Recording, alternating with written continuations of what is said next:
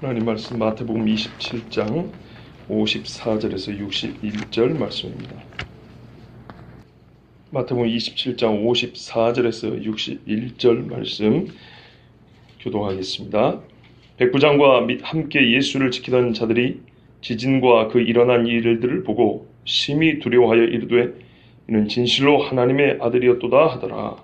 예수를 섬기며 갈릴리에서 따라만 하는 자가 있어 하면서 바라보고 있으니 그 중에는 막달라 마리아와 또 야고보와 요셉의 어머니 마리아와 또 세베대의 아들들의 어머니도 있더라. 그때에 아르마리아의 자 요셉이라는 사람이 왔으니 그도 예수의 제자라. 빌라도에게 가서 예수의 시체를 달라 하니 이에 빌라도가 내주라 명령하거늘 그의 시체를 가져다가 깨끗한 수납으로 싸서 바위 속에 판 자기 새 무덤에 넣어두고 큰 돌을 굴려 무덤 문에 놓고 가니 거기 막달라 마리아와 다른 마리아가 무덤을 향하여 앉았다. 아멘. 기도하겠습니다. 하나님 아버지, 오늘 성경에서 가장 어두운 부분인데 이 가장 어두운 시간에 있었던 일을 가장 밝히 보여주셨고 이 가운데서 하나님이 숨겨준 밭에 감춘 보화와 같은 천국의 비밀과 복음을 우리에게 허락하여 주시며 예수 그리스도를 따르는 바른 제자의 모습을 보게 하여 주시옵소서. 하나님의 말씀은 완전히 실제고 우리의 실제 삶을 위하여 주신 것입니다. 오늘은 그 어느 때보다도 삶을 통하여 삶을 배우는 시간입니다. 고백을 통하여 고백을 배우는 시간입니다. 주님 함께하여 주시옵소서. 예수 그리스도 이름으로 기도합나이다. 아멘. 하나님이 우리에게 말씀을 주신 은혜는 참 감사합니다. 네, 오늘 저는 이 본문을 읽으면서 마태복음 지금까지 강의를 오늘까지 146회입니다. 그런데 146회 본문을 읽으면서 오늘 이 말씀을 주셔서 진짜로 감사합니다. 이 기록을 주셔서 감사합니다라고 이렇게 뜨겁게 고백이 나온 경우는 그런 경우는 처음인 것 같습니다. 물론 오래돼 생각이 안 날 수도 있지만 오늘 왜 이 예수님의 죽으심과 매장, 즉 장사가 이렇게 감사한지, 죽은 자를 살린 것도 아니고 문둥병자를 고친 장면도 아니고 악한 자들과 논쟁에서 아주 통쾌하게 이긴 것도 아니고 우리도 이렇게 이길 수 있겠구나, 우리도 고침받을 수 있겠구나 아니라 예수님의 죽으심 그리고 그 죽고 난 후에 시신을 장사하는 이 장면이 왜 이렇게 감사한지, 오늘 이 부분이 없었으면 우리는 정말로 귀한 것을 놓칠 뻔했구나. 마치 천국은 하고 예수님이 비유하여 천국을 가르쳐준 것만큼이나 똑같은 크기와 무게와 아름다움으로 오늘 이 장면이 얼마나 감사한지, 이 말씀 들어주신 게 얼마나 감사한지 모릅니다. 54절은 지난주에 우리가 다 본 말씀이지만 조금 더 보도록 하겠습니다. 백부장과 및 예수를 함께 지키던 자들이 있었습니다. 심히 두려웠습니다. 이 사람들은 평소 누구보다 담대하고 쉽게 두려워하지 않는 사람들입니다. 여러분, 사람을 죽이는 일은요, 어지간하건 어렵습니다. 짐승 잡는 도축도 어려운데요, 사람을 죽이는 일을 맡아서 한다. 신참 군인들에게 이걸 맡기는 어렵고요, 장교도 이제 임관한 장교한테 이런 일 맡길 수가 없습니다. 자기가 사람들을 못을 박아 죽여야 되는데 요즘에 여러분, 교수형도 버튼을 눌러서 누구 버튼인지 모르게 하거든요. 법의 집행을 따른 것이지만은 내가 누른 버튼 때문에 한 사람이 죽었다 하면요, 충격 때문에 못 견딥니다. 그래서 여러 개의 버튼 중에 한꺼번에 누릅니다. 그래서 군인들도 총알 낭비하듯이 여러 명이 놓고 쏘는 겁니다. 분명히 사형수는 맞는데 나 혼자 놓고 총알 일발 장전, 조준, 발사. 나는 명령에 따른 것이지만 내가 땡긴 총에서 한 발 맞고 눈을 마주보면 저 사람 죽었다 할 경우에는 이게 보통 힘든 일이 아닙니다. 그래서 여러 사람들이 한 방에 쏴버립니다. 물론 내가 쏜 것도 맞았겠지만 그래도 말하자면 그 죄책감과 그 무거운 마음을 나누는 것이죠. 그런데 이 사람들은요, 여지없어요. 내가 못 잡고 내가 박아 사람을 무슨 고기 찍어 말리듯이 그렇게 강정에 올려놓는 거예요. 그리고 이 사람들이 보세요. 뭐 했는가? 제비 뽑고 웃고 술 마시고 그랬어요. 이 사람들이 한두 번 해본 일이 아니고요. 소위 말해서 이 담력이 보통이 아닌 사람들이에요. 맞지요? 조폭이라고 해서 아무나 사시미 들고면서 사람 찌르는 거 아닙니다. 쉽게 하는 게 아닙니다. 그렇다면 이 사람들은 사형집행의 전문가고 심적으로 볼 때도 이게 보통 굳거나 담력이 센 사람들이 아닌데 이 사람들이 무섭다고 하지 않았습니까? 심히 두려웠다고 하지 않았습니까? 지진과 그 일어난 일들이라 우리가 보았듯이 휘장이 찢어지고 무덤문이 열리고 바위가 뻥뻥 터져나오고 하늘이 3시간 동안 새까만 있는 모습을 보고 찍소리도 못하고 무서웠다 그랬습니다. 사람으로서는 무서워할 일이 없었는데 하나님이 하신 일에는 하나님이 조금만 움직여도 이 세상의 담력이 가장 큰 사람 축에 속하는 이들도 무서워심이 떨었습니다.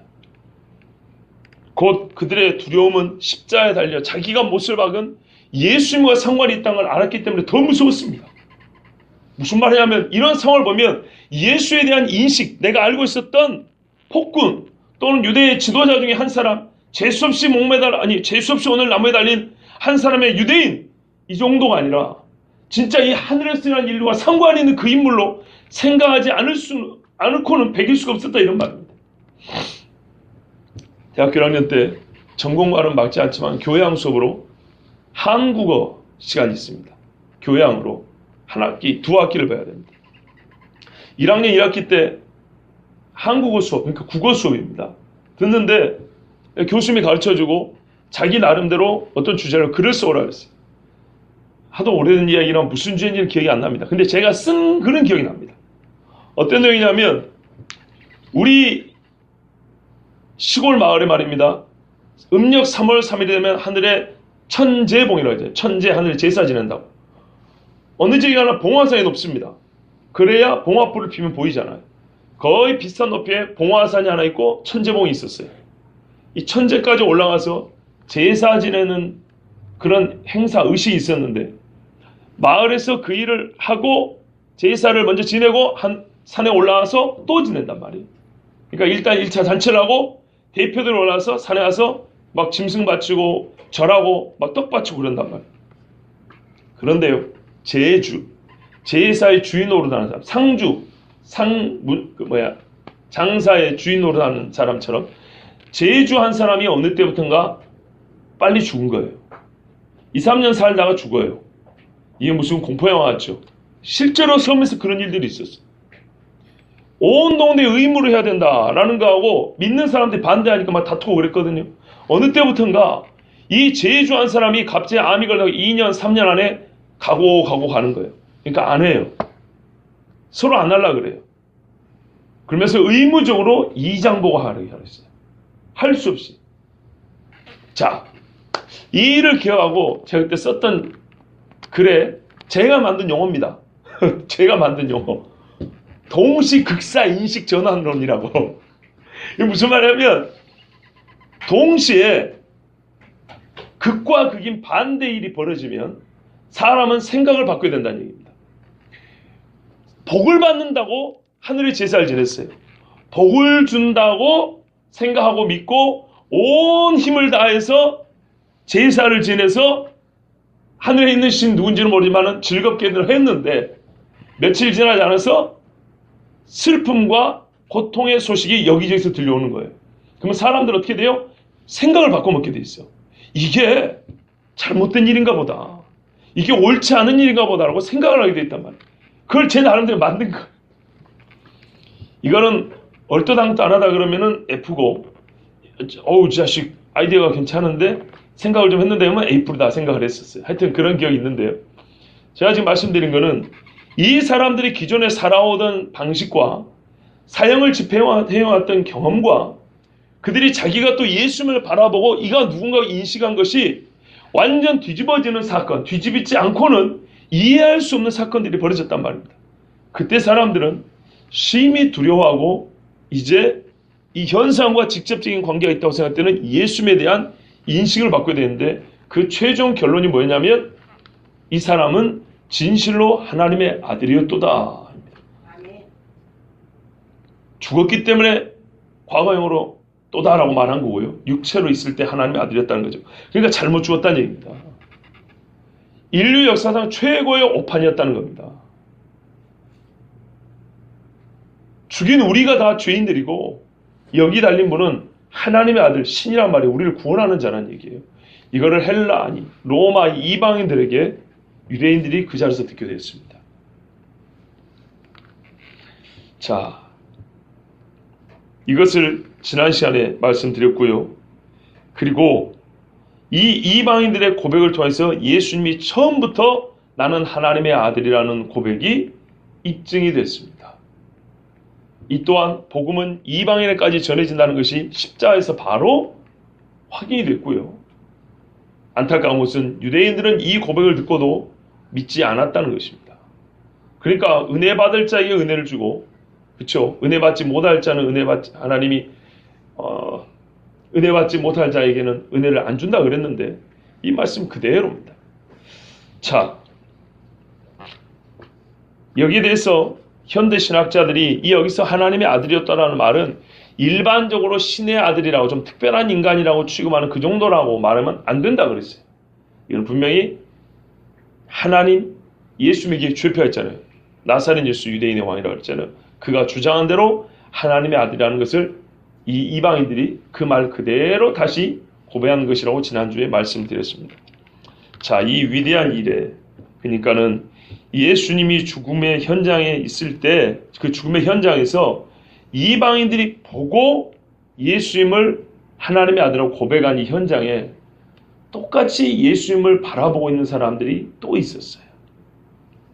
55절을 보면 예수를 섬기며 일찍이 예수님을 섬겼던 사람들이에요. 자, 이제 말을 잘 보세요. 오늘은 삶을 통해서 삶을 배운다 그랬어요. 예수를 섬겨왔던 사람들이에요. 그리고 갈릴리에서부터 따라온 사람들이에요. 누가요? 여자들이었어요. 왜 따라왔을까요? 유월절 지키러 온 거 아니죠. 절기는 남자들에게 의무사항이죠. 여자들은 의무사항 아닙니다. 이 여인들은 말하자면 유월절을 지키러 온 게 아니에요. 놀라운 거예요. 이들은 예수님을 따라다녀 보면 어쩌면 유월절을 제대로 못 지킬 수 있어요. 집에 있으면서 양을 잡아가지고 집안 식구들에게 요리를 해줘야 될 아줌마들이란 말이에요.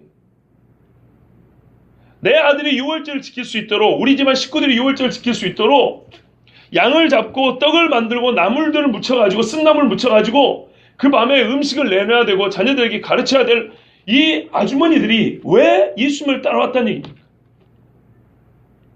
절기보다 귀하게 예수님을 여겼다는 겁니다. 이게 얼마나 큰 사건인지 우리는 알아야 됩니다.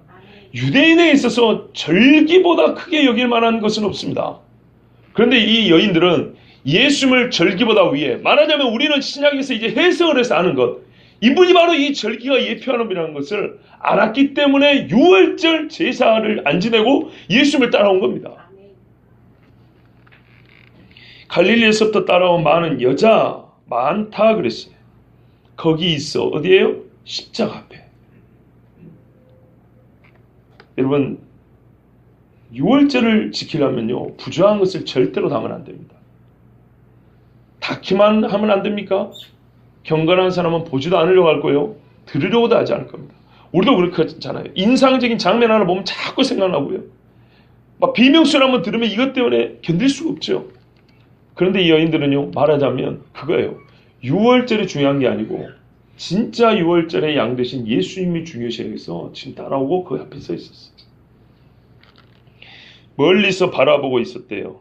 예, 그러나 멀리서 보고 있을 수밖에 없었습니다. 무슨 말이냐? 봐보세요. 예수님을 섬겼다.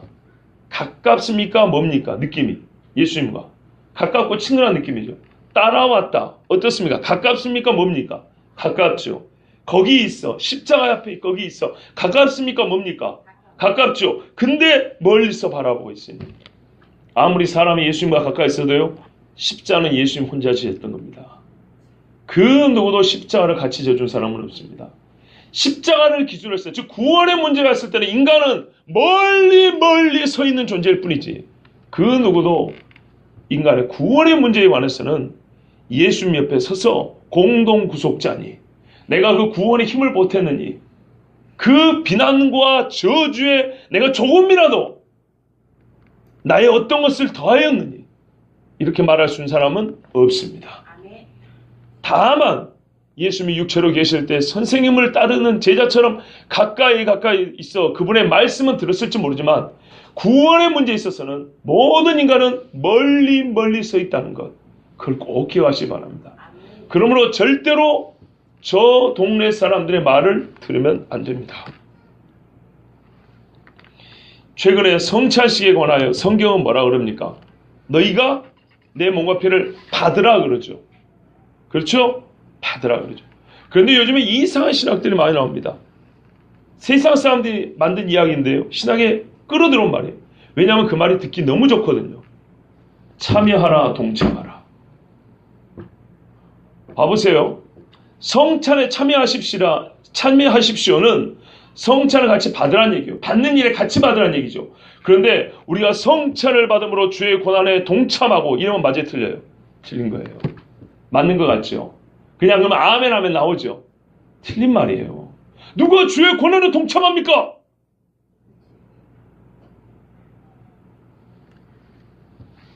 예수님을 위하여 내가 순교를 할 수 있어요. 그 앞에 보세요. 주의 고난이에요. 주의 고난. 이 주의 고난은 우리의 죄를 대속하기 위한 십자가 고난을 얘기하는 거예요. 십자가 고난에 누가 동참하냔 말이에요. 근데 성찬하면서 그런다. 이게 왜 문제인지 아십니까? 가톨릭 신앙에 있어서 성찬은 뭐예요? 예수님이 여기서 지금 또 죽는 거라고요. 왜? 이 떡이 진짜 살이고 이 피가 진짜 피란 말이에요. 이 포도주가 진짜로 예수님이 또 죽는다는 거예요. 제사예요, 제사. 그러므로 이걸 우리가 동참합니다, 이렇게 해버리면 어떻게 해요? 이 죽음에 내 살 내 피가 마치 함께 있는 것처럼, 내가 과연 조금이라도 내가 어떤 고통을 느껴서 이 고통의 느낌이 나의 구원의 버텀이 되는 것처럼 아주 이상한 신앙을 만들어내는 거예요. 말 조심해야 됩니다. 예, 아주 조심해야 됩니다. 멀리서 바라고 있었습니다. 그런데 이 중에 누가 있었냐면 막달라 마리아, 또 야고보와 요셉의 어머니 마리아, 또 세베대의 아들들의 어머니도 있더라 그랬어요. 여러분 하나 여쭤보겠습니다. 막달라 마리아는 과거에 어떤 여자였습니까? 아니, 크게 말씀해 주세요. 어떤 여자였죠? 7 귀신들 여자죠. 한간에 떠돌아다니는 소리 여러분 들으면 안 됩니다. 한간에 떠돌아다니는 소리는 향유 부인 여자, 7 귀신 든 여자, 현장에서 가늠하다 잡힌 여자, 이걸 섞어가지고 막달라 마리아를 만들어냈어요. 아시겠어요? 그래가지고 소설 쓰고 우리 신자들을 아주 애매하게 만들었어요. 그렇죠? 여러분도 막달라 마리아 딱 하면 떠오르는 게 여러 가지 아닙니까? 솔직히 말해서. 근데 성경은 딱 한 가지 말이에요.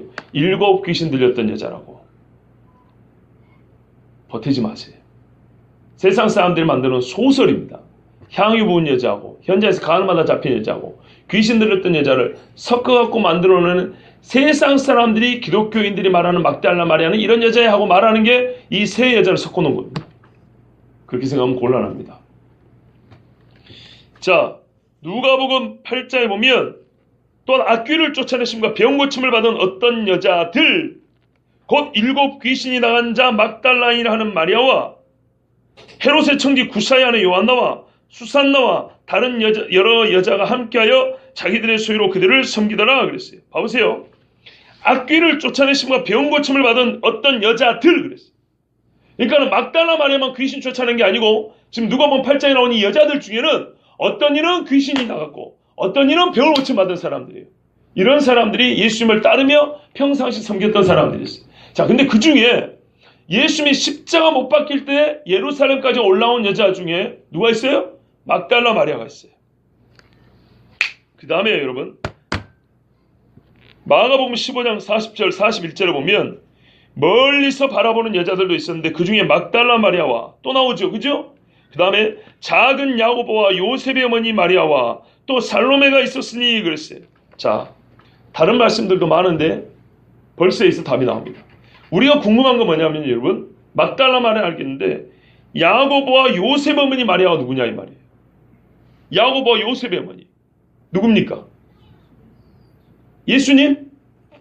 그럴 수 있어요. 근데 여러분, 그렇지 않아요. 왜 그러냐면 마태복음 13장 55절에 이는 목수의 아들이 아니냐?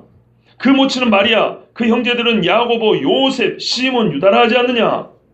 마가복음 6장 3절에도 이 사람이 마리아의 아들 목수가 아니냐? 야고보와 요셉과 유다와 시몬의 형제가 아니냐? 예수님의 형제 중에 야고보와 요셉이 있어요. 그러니까 오늘 본문에 55절에 56절에 야고보와 요셉의 어머니 마리아니까 예수님의 친어머니 마리아 말한 것 같죠? 그런데요, 그렇지 않고요. 마가복음 아까 그래서 15장인 거예요. 작은 야고보와 요셉의 어머니 마리아라고 되어 있어요. 작은 야고보라는 사람이 또 있어요. 이 사람을 우리가 보통 알페의 아들 야고보라 이렇게 부릅니다. 그 다음에 56절에 보면 세베대의 아들들 있죠. 세베대의 아들들 우리가 잘 아는 야고보와 요한이고요. 세베대 아들이 야고보와 요한이고, 여기 나온 야고보와 요셉은, 여기서 야고보는 작은 야고보라고도 불리는 알페오의 아들 야고보, 그리고 그 형제 요셉입니다. 이걸 어떻게 하냐고요? 마가복음 15장 40절에 작은 야고보와 요셉의 어머니 마리아와 이렇게 돼 있단 말이에요. 그 다음에 또 살로메 이렇게 돼 있어요. 그러면 세베대의 아들들의 어머니, 즉 야고보와 요한의 어머니는 이름이 뭐예요? 살로메입니다. 살로메. 이거는 제가 마태복음 예전에 강의할 때 해드렸던 말씀입니다. 자, 그러면 보십시오. 지금 십자가 앞에 적어도 3명의 여자들이 앉아 있습니다. 그렇죠?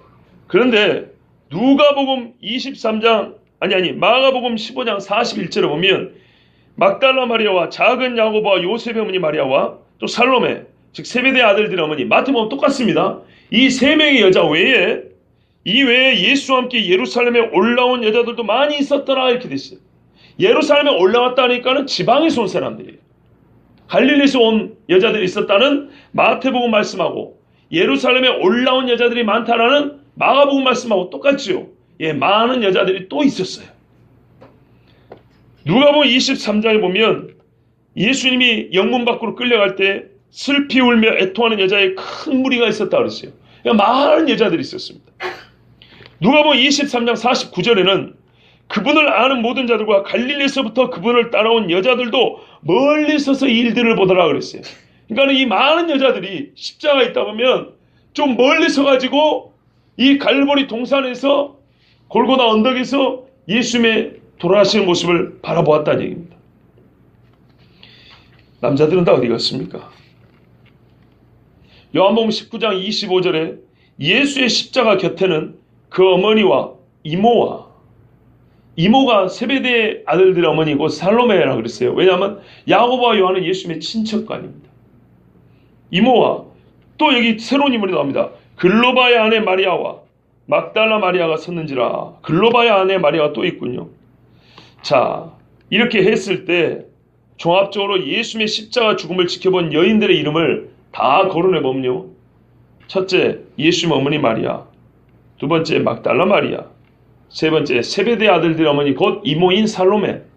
네 번째, 작은 야고보와 요셉의 어머니 마리아, 즉 알페오의 아들 야고보의 어머니 마리아. 다섯 번째, 글로바의 아내 마리아. 여섯 번째, 갈릴리에서부터 따라온 여자들. 일곱 번째, 물론 갈릴리에서부터 왔겠지만 예루살렘에서도 예수님을 알고 따라왔던 여자들. 이렇게 많은 사람들이 예수님을 보고 있었습니다. 여러분, 이 여자들 이름이 다 기록이 안 되어 있습니다. 많은 사람들 중에 일부가 기록이 되어 있고요. 대부분의 이름도 기록이 안 되어 있는 여자들입니다. 그런데 말입니다. 제자들은 어디 갔습니까?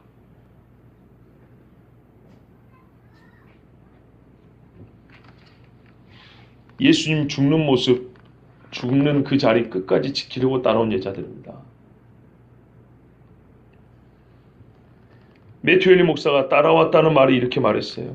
이전에 감동받으며 들은 그리스도의 말씀은 그를 끝까지 따르는 데 소용되어야 하며, 들은 말씀 예수님 따르는 데 쓰여야 하며, 예수님으로 말미암아 기적을 맛본 사람은 그분의 죽음이 부활로 이어질 것을 소망하며 십자가 앞에 서야 한다 그랬어요.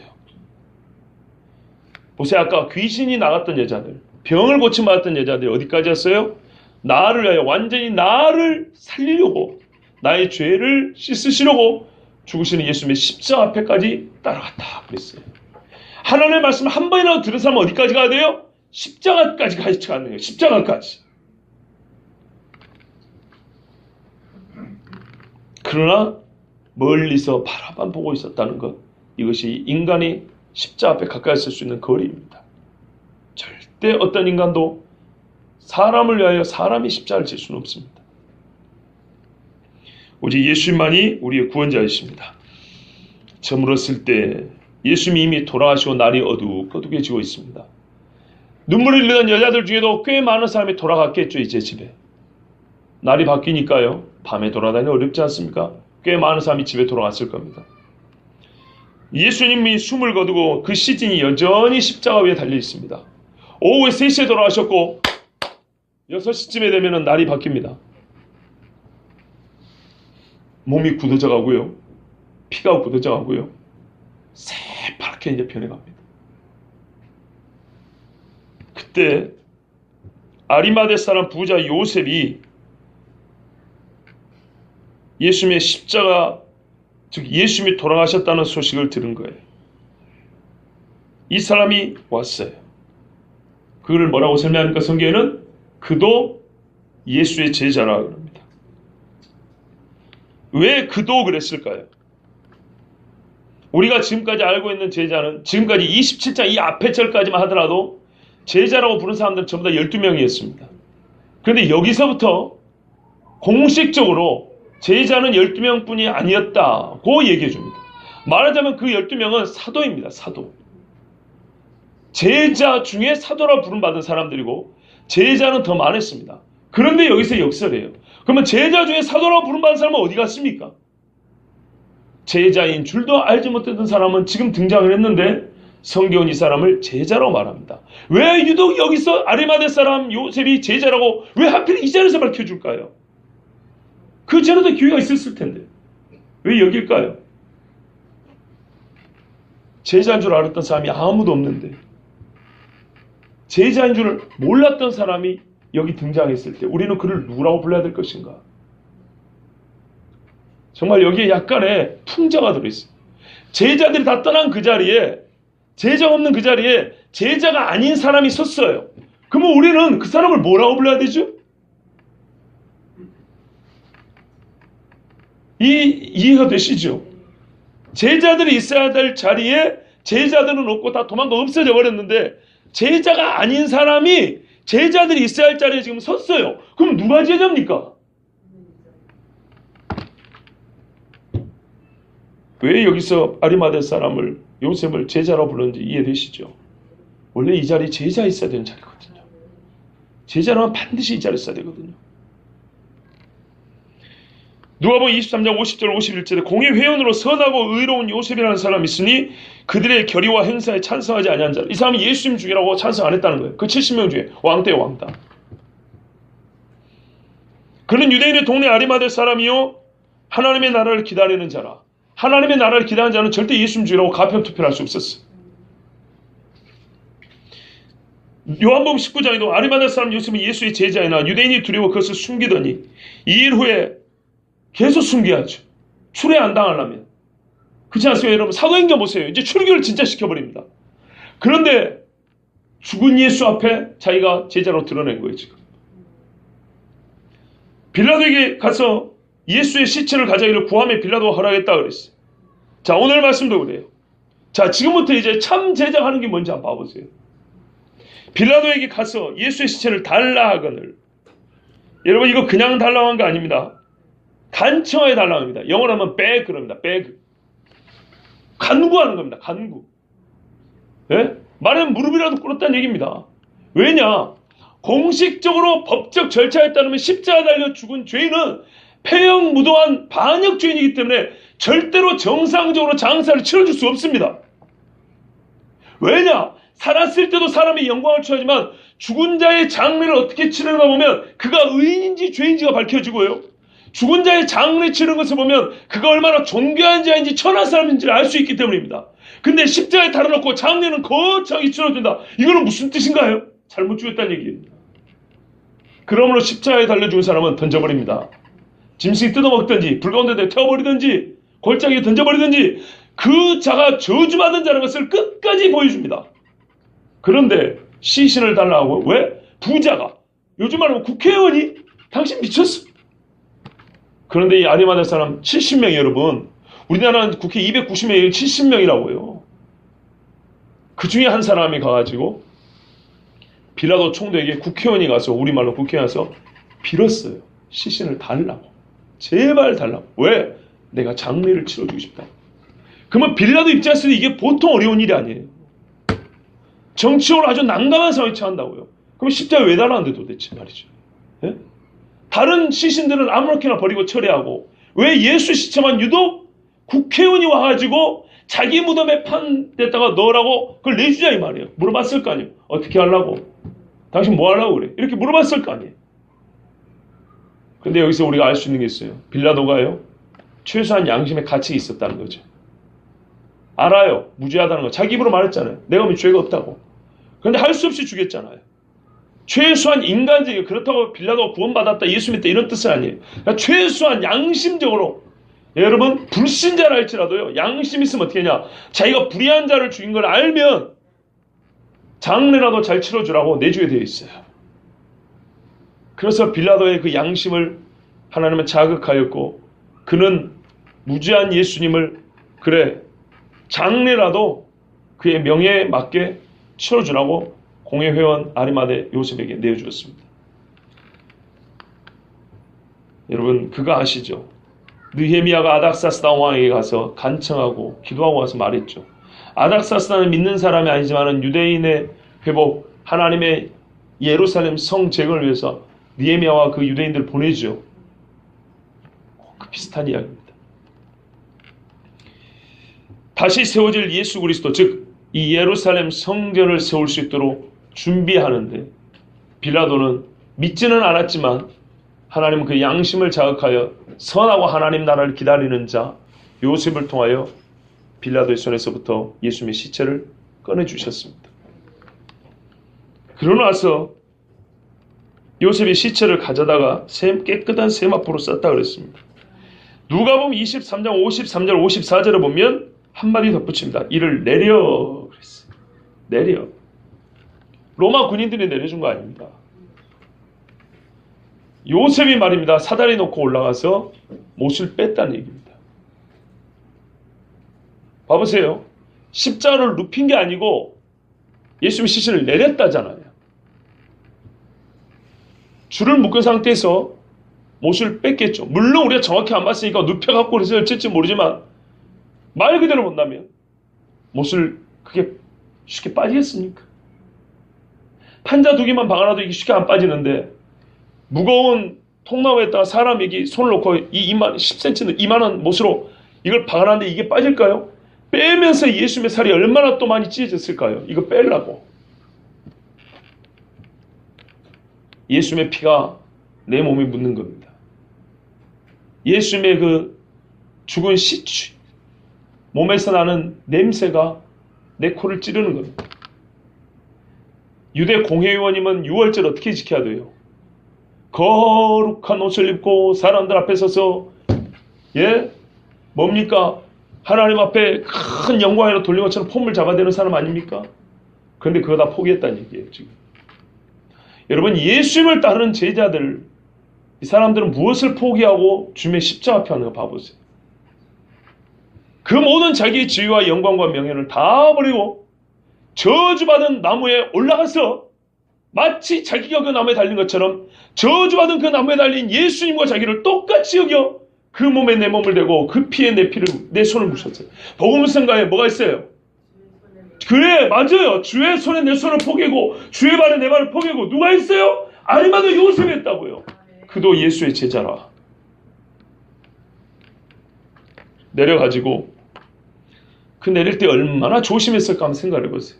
온몸에 피범벅이 됐을 겁니다. 그렇지 않겠어요? 예수님을 떨어뜨리진 않았을 거 아닙니까? 들쳐매고 내렸을 거 아닙니까? 누군가. 그러면 온몸에 진짜 예수님의 피, 예수님의 살이 나하고 똑같이 된 거예요. 그런 다음에 어떻게 했다고요? 세마포로 쌌답니다. 깨끗한 세마포로. 깨끗한 세마포, 제사장이 입는 옷입니다. 제사장 입는 옷을 만들 때 쓰는 천입니다. 그러니까 하나님 앞에 경건하다 했다는 건 무슨 말입니까? 죄인 아니라는 얘기입니다. 깨끗한 세마포를 어떻게 죄인이 입어요? 예? 이분은 깨끗한 분이라는 거예요. 하나님 앞에 의로운 분이라는 거예요. 깨끗한 세마포로 싸서 예수님의 온몸을 돌돌 말아 싸가지고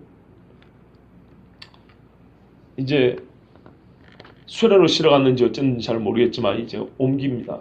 여러분 이때 한번 장면을 생각해 보세요. 우리 요한복음에 보니까 일찍이 예수께 밤에 찾아왔던 니고데모도 왔더라 이렇게 돼 있어요. 몰약과 향품 침향 섞인 것을 100리트라쯤 가지고 온지라. 이에 예수의 시체를 가져다가 그러니까 같이 한 거예요. 유대인의 장례법대로 그 향품을 세마포로 쌌더라. 유대인의 장례법. 정상적인 시신을 처리하는 법대로 했다는 거예요. 무슨 말이에요? 이 장례 치는 아리마다 사람 요셉과 니고데모는 예수님을 죄인으로 봤다는 거 안 봤다는 거예요. 전혀 죄인으로 안 봤다는 거예요. 하나님의 아들로 봤다는 이게 신앙 고백이에요. 이 사람들 제자입니까? 아닙니까? 제자죠. 이거 원래 베드로가 해야 될 일 아닙니까?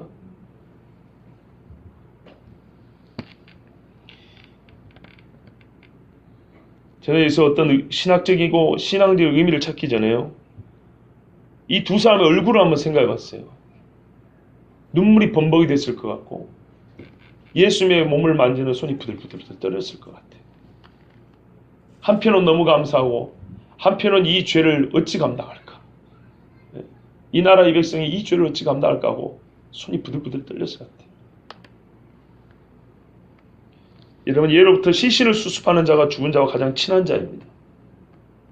가장 가까이 있는 사람이 시신을 수습합니다. 안 그렇습니까? 비록 중이긴 하지만은 과거에 제가 누군지는 기억이 안 나요.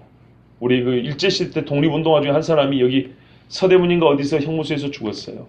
아무도 시신을 안 찾아갔어요. 왜 안 찾아갔을까요? 찾아간 니놈도 이런 거 한패라고 잡아 족칠 게 뻔하니까 안 간 거예요.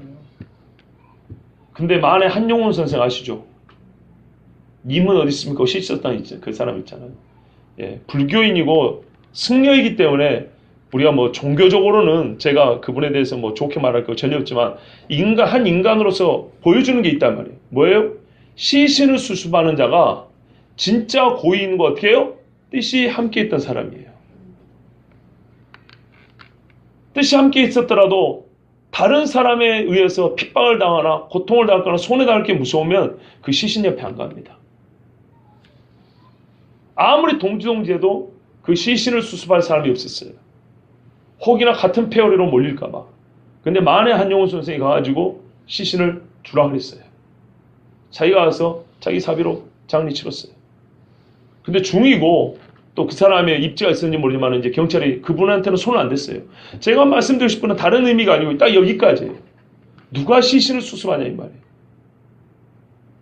고인에 대하여 진짜 믿음이 있었던 사람, 사랑했던 사람, 육의 거리는 멀었을지 몰라도 마음이 진짜 가까웠던 사람이 시신을 수습하는 거예요. 그래서 대개는 누가 합니까? 가족이 하고 자녀들이 하잖아요. 그러니까 예수님의 시신을 수습에다가 매장을 해야 될 사람은 사도라고 불리는 이 제자들이었어요. 근데 이 사람들은 곱빼기도 안 비칩니다. 니고데모하고 아리마대 요셉이 예수님을 깨끗한 세마포로 두려움을 이기고 가서 사람들의 낙인 찍고 핍박할 것을 알면서도 이 사람들은 예수님의 몸에 손을 대고 장례를 치렀습니다. 여러분, 예수님의 살아있는 몸에는 누구라도 손을 대고 싶었습니다. 예수님의 죽은 몸에는 아무도 손을 대고 싶지 않았습니다. 기적을 행할 수 없는 예수가 되었을 때, 문둥병자를 고치지 못한 예수가 되었을 때는 아무도 손을 대려고 하지 않았습니다. 여러분과 제가 죽은 예수의 몸에 손을 댈 수 있는 믿음이 있습니까? 바위 속에 판 자기 새 무덤에 넣어두었다. 큰 돌을 굴려 무덤문에 놓고 가니. 일단 우리가 오해를 풀어야 됩니다. 큰 돌은 누가 굴렸습니까? 로마 군병들이 굴렸습니까? 장례 치르는 마지막 절차가 큰 돌을 굴려 막는 겁니다. 요셉이 무덤에 예수님을 넣어놓고 문 열어놓고 간 거 아닙니다. 예수님 살지 말라고 한 의미도 아니고요. 본래 장례의 마지막 절차가 문을 막는 겁니다. 그래서 막아놓았습니다. 그리고 빌라도와 유대인의 지도자들은 뭐예요? 군병들을 보내서 그 막힌 것을 누가 못 열게 봉인을 한 겁니다. 그리고 지킨 겁니다. 봉인하고 지킨 겁니다. 굴린 거는 요셉하고 니고데모였습니다. 물론 두 사람이 힘이 붙이면 사람을 종들을 불러다 했겠지만 이 사람들이 예수님의 무덤을 마무리하고 한 겁니다. 누가 말한 것처럼 훔쳐가니 어떠니 말할 수가 없는 거죠. 왜? 이 사람들은 처음부터 예수님의 무덤을 막은 이가 제자들이었기 때문입니다. 이사야 53장 9절 말씀에 그는 강포를 행하지 아니하였고 그 입이 거짓이 없었으나 그의 무덤이 악인들과 함께 있었으며 그가 죽은 후에 부자와 함께 있었도다. 이 두 가지가 동시에 성취되어 있습니다. 모든 이 땅에 있는 무덤들은 죄인들, 악인들의 것이고 그러나 예수님은 악인으로만 묻혔다는 게 아닌 것이 뭐냐면 여기서 부자와 함께 또 묻혔다는 겁니다. 부자라는 것은 돈에 많고 적음을 얘기하는 것이지 의롭다, 의롭지 않다를 얘기하는 건 아니잖아요. 그러나 여기서는 그런 의미를 씁니다. 무슨 말이야? 그의 장례가, 그의 무덤이 존귀하게 여겨졌다 이런 뜻을 얘기하는 것입니다. 존귀하게 여겨졌다. 아리마대 사람 부자, 이사야가 말한 부자가 누군지 아시겠죠? 아리마대 사람입니다. 이 부자는 하나님의 나라를 기다리는 자라고 분명히 성경에 의롭고 선한 자라고 그랬거든요. 그러므로 모든 인간이 묻히는 악인이 묻히는 대로 흙 속에 들어가고 땅 속에 들어갔지만 그가 어떻게 해요? 죄인으로 여겨지지 않냐고 존귀하고 고귀한 그의 정체성이 드러나도록 그가 누군지를 알 수 있도록 존귀한 자로 부자의 무덤에 묻혔다 이런 말입니다. 이게 이사야 53장 9절 말씀인데 그게 그대로 성취됐습니다. 이거 상관이 있는 말씀이 이사야 26장 22절인데 다윗의 집에 성전, 국고를 맡았던 관리 셈나라는 사람이 있습니다. 창고지기, 열쇠 가진 사람. 그런데 이 열쇠를 가진 사람이 있는데요. 이 사람이 나쁜 짓을 많이 해서 하나님이 뭐라고 심판하냐면 네가 여기서 너를 위하여 묘시를 팠느냐 높은 곳에 자기를 위하여 묘시를 팠고 반석에 자기를 위하여 처소를 쪼아내었도다. 자 보세요. 국고의 문지기로서 창고 열쇠를 가지고 있는 사람이 되니까 뭘 했다고요? 자기 죽으면 들어가려고 높은 데 있는 바위를 쪼아가지고 무덤을 팠다는 겁니다. 그러니까 예수님이 지금 이건 하나의 참고사항이고 예수님이 묻힌 무덤은 그래서 동산이라는 거예요. 제법 높은 데 있었고 바위를 쪼갰다 이렇게 되어 있습니다. 이것은 말 그대로 국가에서 제법 신분이 높은 사람, 의롭다 인정받는 사람, 물론 돈도 있는 사람이 했던 것입니다. 그러니까는 아리마대 사람 요셉이 만들어놓은 그 높은 데 있는 무덤에 예수님이 들어갔다는 것은 어떻게 해요? 무덤이 말해주는 바 이분은 존귀한 자라는 그런 뜻입니다. 자, 그런데 여기서 참 우리가 또 잊지 말아야 될 게 있습니다. 무덤이 뭘로 되어 있다고요? 바위입니다. 돌이 아닙니다. 바위입니다. 돌로 쌓아놓은 게 아니고 바위를 구멍을 내고 들어간 거예요. 자, 그러면 말이죠. 이 예수님의 시신을 도둑질 하려면 땅굴 파고 들어가도 됩니까? 땅굴 파봐야 소용이 없습니다. 바위니까. 이해되시죠? 네. 들어갈 방법이 없어요. 만일 예수님의 시신을 끄집어내거나 어떤 수로 하여튼 안에 살아났다고 조작을 하려고 하면 방법을 어떻게 해요? 문을 여는 수밖에 없어요. 문. 오직 한 가지란 겁니다. 그러면 이 문을 누가 여느냐? 이거는 이제 나중에 부활에 관한 말씀에서 또 듣겠지만 사람이 열 수는 없었다는 얘기입니다. 그리고 새무덤이라고 그랬습니다. 여러분 새무덤이란 말이 왜 중요하냐면요. 시신이 바뀌었다는 주장을 할 수가 없습니다. 여기 객혀있는 세마포가 누구 것인지 헷갈릴 이유가 없습니다. 한 번도 사람을 묻어본 적이 없기 때문에 여기 있는 피 흔적하고 여기에 사람이 누웠던 그 온기 또는 뭐 그 흔적도 있을 거 아닙니까? 천조간에 하나 떨어졌을 거 아닙니까? 성경에 분명 예수님을 쌌던 두 번이 객혀 있었다 돼 있거든요. 한쪽에 놓여 있었다 거든요. 이거 누구 건지 바로 알 수 있다는 얘기입니다.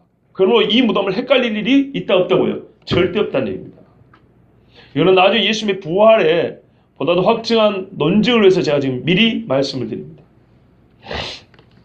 중요한 것은 참 제자는 예수님의 죽으심 앞에서 떠나지 아니하고 예수님의 시신까지 그의 손에 내 손을 포개듯이 예수님의 시신을 들쳐매고 와서 세마포로 싸서 향료를 넣고 몰약을 넣고 해서 최선을 다해서 그 향유 본 여인이 나의 장례를 위하여 미리 준비했던 것처럼 이분들은 장례를 위하여 실제로 그 현장에서 준비한 것을 가져서 예수님의 장례를 치렀다는 얘기입니다. 그리고 성경은 이때에 드러내기를 그도 제자라 이렇게 말했다는 겁니다. 그러면 우리가 성경에서 제자도 할 때 사도들이 막 이렇게 강력하게 일을 했던 것에서만 제자들을 배우면 안 되고 여기서 제자들을 배울 수 있다는 겁니다. 적어도 사도행전 전에 복음서에서는 이 부분이 최고의 제자들을 보여주는 거예요. 거기 막달라 마리아와 다른 마리아가 무덤을 향하여 앉았더라. 누가복음 23장 55절에도 갈릴리에서 예수와 함께 온 여자들이 뒤를 따라 그 무덤과 그의 시체를 어떻게 두었는지를 보고 이렇게 돼 있어요. 예수님을 사랑한 여인들이요 무덤까지 따라갔어요. 십자가에서만 게 아니라 혹시라도 잘못 따를까 봐. 여자들은 못하니까. 예? 남녀가 유별하잖아요. 적어도. 그런데 행여라도 예수님 시체를 자꾸 돌아가 버릴까 봐. 그 중에는 아리마다 사람 요셉 처음 본 사람도 있을 거 아니에요. 니고데모도 모르는 사람 많을 거 아니에요. 그 여자들 중에는. 그러니까 저분들이 와가지고 보니까 고귀한 신분인데 그 몸에 피를 묻혀가면서 6월절 제사를 지낼 생각이 있는지 없는지 온갖 부정한 것을 다 묻혀가면서 남에 달린 저주받은 사람을 내려가지고 장례를 치르는데 예전에 못 보던 광경이에요. 너무너무 신기한 거예요. 놀란 거예요. 충격적인 일이에요. 그래서 고마우면서도 행여나 저 사람들이 해코지 하고 나쁜 짓 할까봐 계속 보고 있었다는 거예요. 예수님의 시신을 계속 보고 있었어요. 그리고 무덤까지 따라갔어요. 무덤까지 따라간 여자 중에 둘이가 있는데 막달라 마리아와 누가 있었다고요? 다른 마리아가 있었다 그랬어요. 이분들이 갈릴리에서부터 온 사람들이에요. 자, 예수님이 가장 고귀한 자로 장례가 치러지는지 그리고 그 무덤이 어디인지 그걸 확인하고 싶었어요. 그러므로 나중에 부활 후에 여자들이 무덤을 헷갈렸다라는 주장도 헛되죠. 아무려면 새 무덤이고 끝까지 쫓아가서 공동묘주도 아니에요. 딱 하나 판원묘예요. 그거를 구별을 못하겠어요. 그리고 그 무덤문 옆에 봉인이니까는 풀려진 봉인도 있을 거 아닙니까? 관인이 지킨 봉인도 있을 거 아닙니까? 그걸 헷갈리냐 말이에요. 자, 맨 마지막 말씀입니다, 여러분. 무덤을 향하여 앉았더라.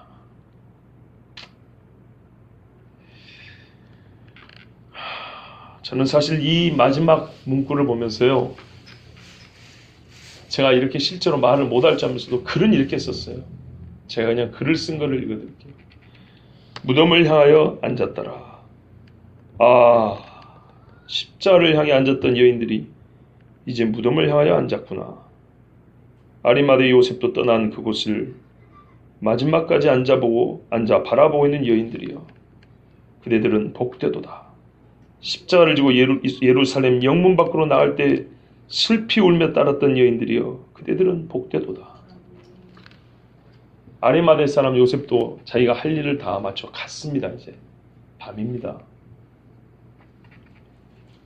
예수님 장례를 마지막에 다 치러 갔는데 이 여자들은 뭐냐면요, 장례 치는 걸 보고 있었다는 얘기가 아니고요, 장례 치러 떠나고 문 닫혔는데 두 여자가 여기 앉아가지고 거기를 바라보고 있었다, 이런 말입니다. 여러분, 누가 그리스도의 제자입니까? 예수님이 나에게 떡과 고기를 줄 때만이 아니라 병을 고쳐주고 꿀보다 단 말씀을 주실 때뿐만 아니라 십자가 앞에도, 그분의 무덤 앞에도 앉아서 그분을 위해 울 수 있는 자가 진짜 예수님의 제자 아닙니까? 어느 때라도 예수님이 있는 곳에 함께 있는 자, 예수의 시신할 자도 예수님이 있는 곳에서 그도 볼 수 있는 바로 그 사람이 예수님 제자 아닙니까? 오늘의 말씀을 예증하는 사건이 있어요. 예이면서 실제로 보여주는 사건이 있어요. 성경에서 유대인의 왕 나사렛 예수 가장 잘 예표하는 인물이 누굽니까? 유대인의 왕으로서 예수님을 가장 잘 예표하는 사람 누군가요? 다윗이죠. 다윗의 이야기 한번 들려드릴게요. 다윗이 압살롬에게 쫓겨났습니다. 그리고 모든 백성이 압살롬에게 돌아갔습니다. 사람들은 그들의 왕인 다윗을 죽이려고 했습니다.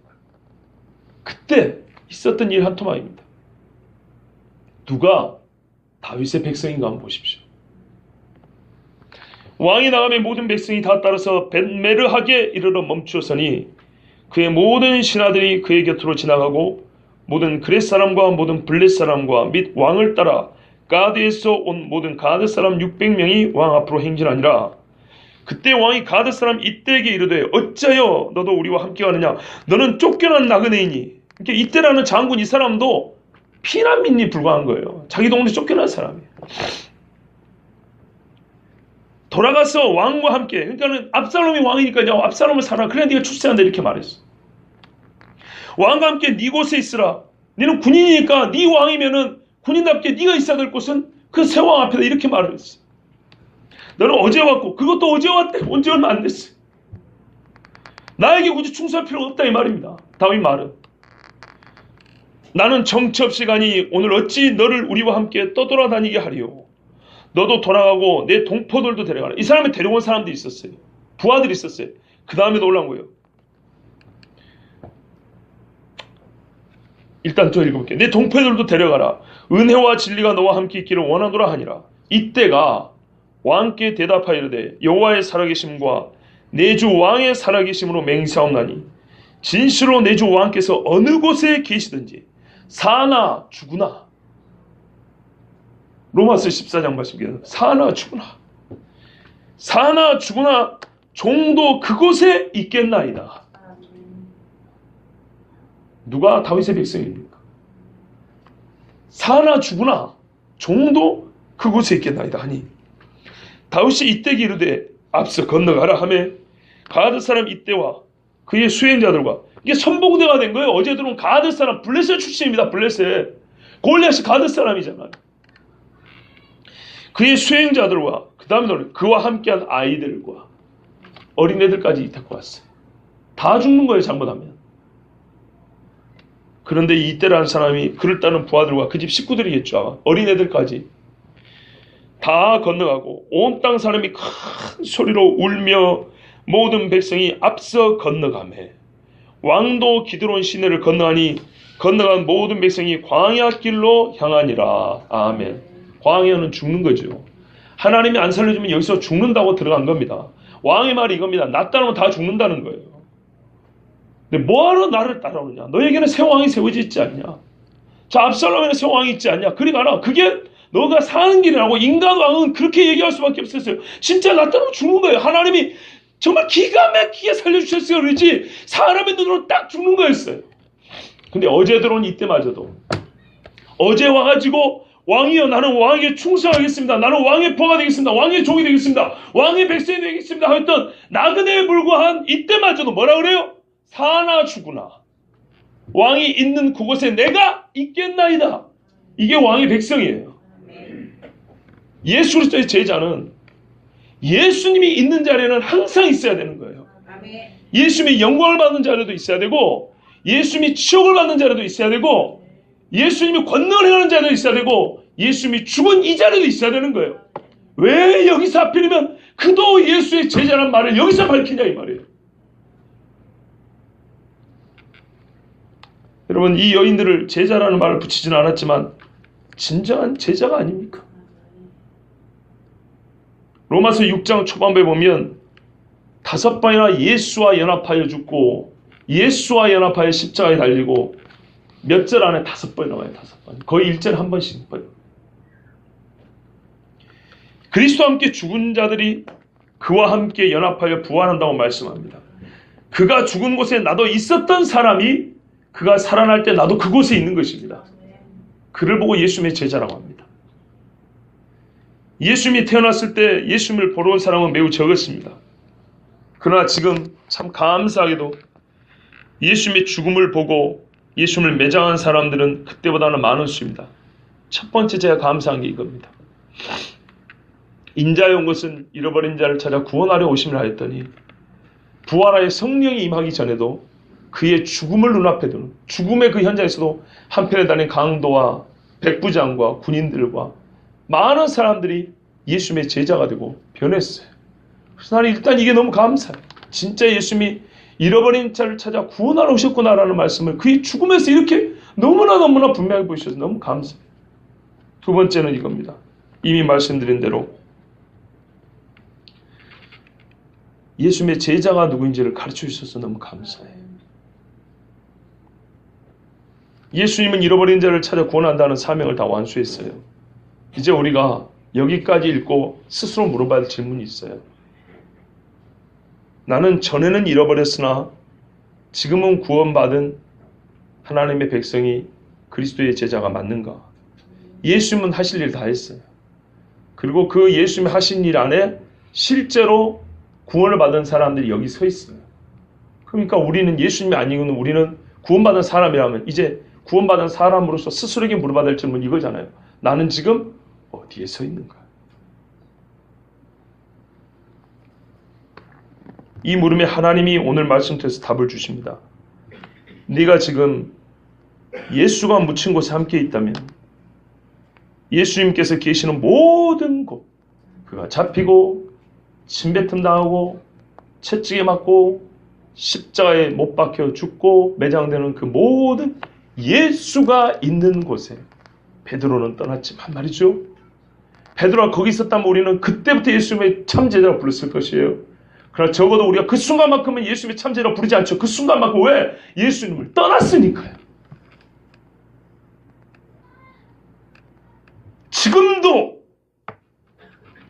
지금도 어제도 확인해봤더니 여전하고 오늘도 확인해봤더니 여전하고 지금도 언제나 할 것 없이 물어보고 찾아보는 그 현재적으로 예수가 있는 그곳에 네가 있다면 나는 너를 예수의 제자라 인정하리라. 이 말은 어려운 말이 아닙니다. 예수님이 오병이의 기절 베풀 때 그 옆에 있었던 사람, 십자가 죽을 때 그 옆에 있었던 사람. 그러니까 오늘날 우리가 예수님의 제자인지 아닌지 어떻게 확인해 본다고? 하나님 어떻게 확인해 본다고요? 이 땅에 보면 예수님의 이름이 없는 곳이 있고 있는 곳이 있죠. 예수님의 이름이 있다고 항상 영광을 받는 건 아니에요. 핍박도 나올 수 있어요. 어쨌거나 성경을 비춰볼 때 지금 이곳 이 현장에는 예수님이 계시라고 하는 그곳에 네가 있다면, 하나님이 자기 아들을 찾을 수 있는 곳에서 나도 찾을 수 있다면 나는 예수님의 제자인 거예요. 그런데 지금 말씀 보세요. 예수님이 핍박을 당하고 그가 땅속에 묻힐 때는요, 누구도 예수님과 함께 있으려고 하지 않아요. 그전에 따랐던 수많은 사람들이 예수님을 다 버렸어요. 근데 그때 예수님 옆에 있었던 사람이 바로 예수 그리스도의 제자라고 하나님이 인정해주는 사람이다, 이런 말입니다. 여러분, 지금도 예수님이 있는 곳에 내가 있을 수 있다면, 즉 과거형 믿음이 아니라 현재형을 말합니다. 그러면 우리 주님은 너는 나의 제자로 인정해 주실 것이고 하나님은 너의 나의 백성이라 말해 주실 것입니다. 실제 아까 읽으신 대로 다윗의 백성들은 그의 피난길, 사망길에 함께하였고 참된 그리스도의 제자들은 그가 죽으실 때 함께하였습니다. 그분의 무덤에 앉아 예수님을 사랑하여 눈물을 흘렸던 이 여인들이 예수님의 제자입니다. 그런데 말입니다. 왜 이토록 요새는 그리스도 예수를 사랑하는 이가 이렇게 적단 말입니까? 무덤에서 떡이 나옵니까? 밥이 나옵니까? 사랑하지 않으면 뭐가 나온다고 무덤에 앉아가지고 해가 지도록 그 무덤을 바라보고 있겠습니까? 이게 무슨 미신적 행위입니까? 무덤을 바라보고 무슨 점수를 행하고 귀신한테 복받으러 이런 것입니까? 그런 걸 얘기하러 지금 성경을 쓰여진 겁니다. 하나님이 그런 거 써준 겁니까? 아니에요. 이게 제자라고요. 이게 예수님을 사랑하는 거라고요. 무덤 속에는 예수까지 바라보는, 무덤에 들어가기까지 그 현장에, 지금도 그 현장에 있을 수 있는 사람이 예수님의 제자라고. 근데 이때는 예수님 사랑하는 사람 이렇게 없어요. 무덤에 예수님을 장사를 치는 사람도 없고 그 무덤에 앉아가지고 우리 주님하고 바라보는 사람이 없어요. 도대체 어디서 예수 그리스도의 제자 훈련을 받는 겁니까? 예? 예수님의 제자의 모습을 어디서 찾는 겁니까? 아무것도 없어요. 무슨 성령의 불같은 능력도 없고 사람이 박수 쳐주는 것도 아니고 잘못하면 로마 군대에 잡혀가게 생겼어요. 진짜 말 그대로 땅 속에 악인들과 같이 묻힌 그곳에서 여인들이 바라보고 있었다 그랬어요. 마주보고 앉아서 뭐 있을까요? 모르지 않겠습니까? 나는 이래서 감사하다 그러는 거예요. 이래서 이론이 아니라 진짜로 예수님을 따르는 제자가 누군지를 가르쳐줘서 너무 감사한 거예요. 예? 사도행전에 그 막 왕왕거리는 제자들 전에 조용하고 숨겨져 있었던 사람들이지만은 예수님의 무덤 앞에까지 바로 지금도 예수 있는 곳에 있는 그 사람이 제자라고 가르쳐주신 이 말씀이 너무너무 감사하고, 사람은 우습게 있을지 몰라도 2000년 전에 갈릴리에서 온 이 촌 아줌마들이 세상에 대학을 나오고 대학원을 나온 사람들 앞에 예수님의 제자가 누군가를 가르쳐주니까 얼마나 감사하냐 이 말이에요. 여기서 우리가 배우잖아요. 세상에 천한 것들을 불러서 존귀한 자들을 부끄럽게 하시고, 세상에 무지한 자를 불러서 자칭 지혜롭다는 자를 부끄럽게 하신다. 제자 훈련을 시킨다고 하기도 저도 많이 해봤어요. 또 제자 훈련 프로그램이 얼마나 많은지 몰라요. 훈련 받았다는 인간도 얼마나 많은지 몰라요. 그런데요, 지금까지는 저도 못 들어봤고 제 역시도 설교본 적도 가르쳐본 적이 있는데 무덤 앞에서 제자들을 발견하기는 처음이란 말이에요. 그래서 감사하다는 거예요. 갈릴리에서 온 여인들아, 복되도다. 숨겨졌던 제자 아리마대의 요셉과 니고데모, 당신들은 복되도다. 성경이 빛나는 공간에서는 나타나지 않았고 가장 어두운 데 드러났지만 당신들이야말로 아무도 지금도 누가 예수와 함께하랴 싶은 그때 지금도 예수와 함께 있는 자들로서 우리에게 예수를 따르는 제자가 누구인지를 가르쳐주니, 그 삶을 직접 보여주니 너무너무 감사합니다. 그리고 이런 것들을 통해서, 그러니까 이런 것이 아니라 이와 같은 일을 통해서 우리에게 참 그리스도의 제자가 어떤 사람인가를 가르친 하나님의 은혜, 하나님의 이 손길, 예? 누가 성경을 사람이 썼다 그럽니까? 예? 누가 이 짧은 몇 마디에 이 큰 감동을 줄 수 있단 말입니까? 하나님의 손이 사도들의 그 마음을 감동하고 그 손을 붙들어 오늘 이렇게 정말 모든 사람이 외면할 수밖에 없고, 굳이 기록하지 않아도 아무 상관없는 이 일까지, 이 작은 일까지 기록해 두셔가지고 우리에게 진짜 하나님의 백성이요 그리스도의 제자가 되게 하시니 얼마나 감사하냐고 말이에요. 여러분, 세상이 가진 수단을 다 동원하여 예수님에게서 우리를 떨어뜨리려고 합니다. 꼭 기억하십시오.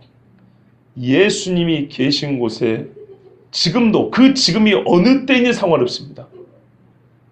우리 하나님이 확인해보는 그 지금도 예수님이 계신 곳에 같이 있는 자가 예수님의 제자입니다. 그 제자들은요, 필시 예수님을 지극히 사랑하는 사람들입니다. 예수님을 사랑하시고 예수 계신 곳에 나도 있어 예수 그리스도의 제자로 인정받는 우리 모두가 되길 바랍니다.